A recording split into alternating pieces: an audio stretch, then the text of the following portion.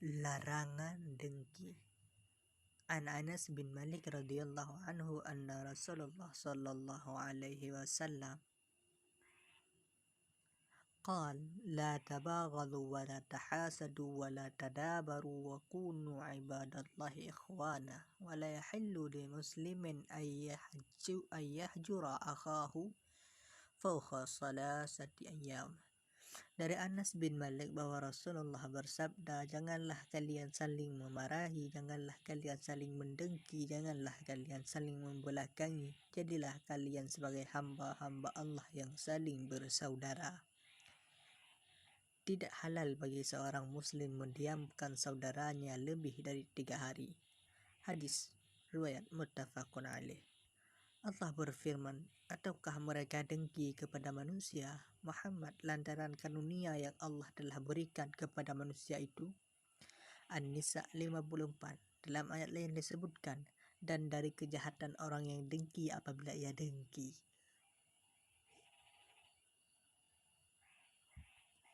Al-Falaq 5. Ada pendapat yang mengatakan bahwa dengki adalah di mana seseorang mengharapkan hilangnya kenikmatan dari yang berhak menerimanya, baik dengan berusaha menghilangkannya atau tidak.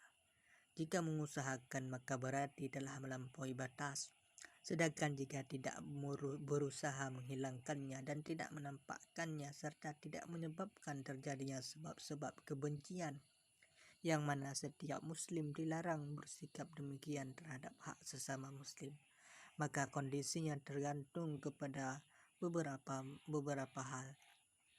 Jika yang menghalanginya berusaha menghilangkan nikmat tersebut namun tidak ada kemampuan untuk itu, atau apabila ia mampu melakukannya tentu akan dilakukannya, maka ia termasuk berdosa. Akan tetapi jika yang menghalanginya adalah ketakwaan, maka hal ini dimaafkan karena orang tersebut tidak dapat menghalau apa yang terbesit dalam jiwanya. Dalam kondisi semacam ini cukup baginya berusaha menahan diri agar tidak berniat untuk menghilangkan nikmat pada orang lain dan tidak berambisi untuk melakukannya. Dalam al-ghibtah, adapun al-ghibtah adalah berharap mendapatkan kondisi seperti yang ada pada orang lain. Fudail bin Iyad berkata, al-ghibtah adalah semacam kedengkian dalam keimanan, sedangkan al-hasad adalah dalam hal kemunafikan. Seorang mukmin hanya bisa ghibtah, tapi tidak mendengki hasad, sedangkan seorang munafik sering mendengki dan tidak pernah ghibtah. Seorang mukmin bisa menutupi aib orang lain dan memberi nasihat, sedangkan orang jahat akan menghancurkan, mencela dan menyebarkan aib. Dalam hadis di atas terkandung larangan mendengki dan saling membelakangi.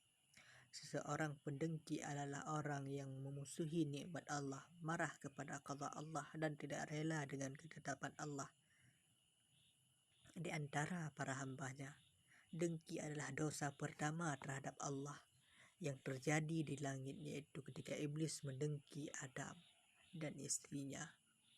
Hal itu juga dosa pertama terhadap Allah yang terjadi di bumi, yaitu ketika salah seorang anak Adam yang membunuh saudaranya. Seorang pendengki tidak akan tentram jiwanya kecuali ketika kenikmatan yang didengkinya telah sirna dari saudara yang didengkinya. Ibnu Sama berkata, sesungguhnya Allah Ta'ala menurunkan satu surah yang dijadikannya sebagai permohonan perlindungan dari berbagai jenis keburukan. Surah tersebut ditutup dengan menyebutkan permohonan perlindungan dari kedengkian, karena tidak ada lagi keburukan setelah itu. Lagi pula kedengkian adalah dosa kemaksiatan terhadap Allah yang pertama kali terjadi di langit dan di bumi. Tidak ada ketenangan bagi pendengki.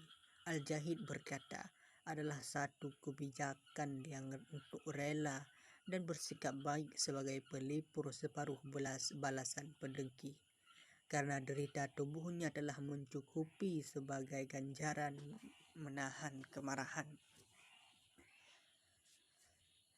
Seorang pedengki juga tidak mungkin diminta kerelaannya. Muawiyah berkata, bisa jadi aku rela dengan semua yang diperbuat olehnya, kecuali hasad. Hal itu tidak membuat aku nyaman kecuali jika nikmat-nikmatku hilang dariku.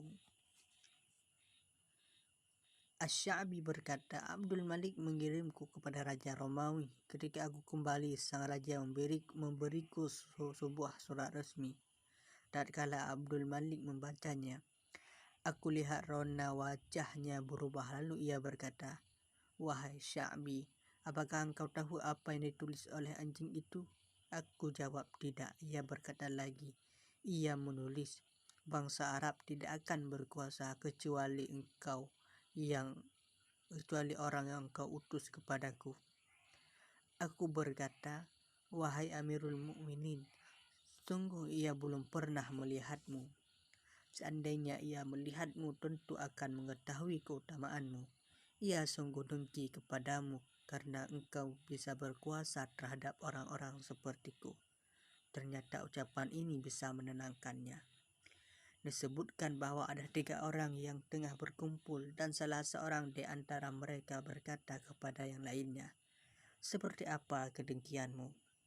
Salah seorang menjawab, aku tidak ingin berbuat kebaikan terhadap seorang pun.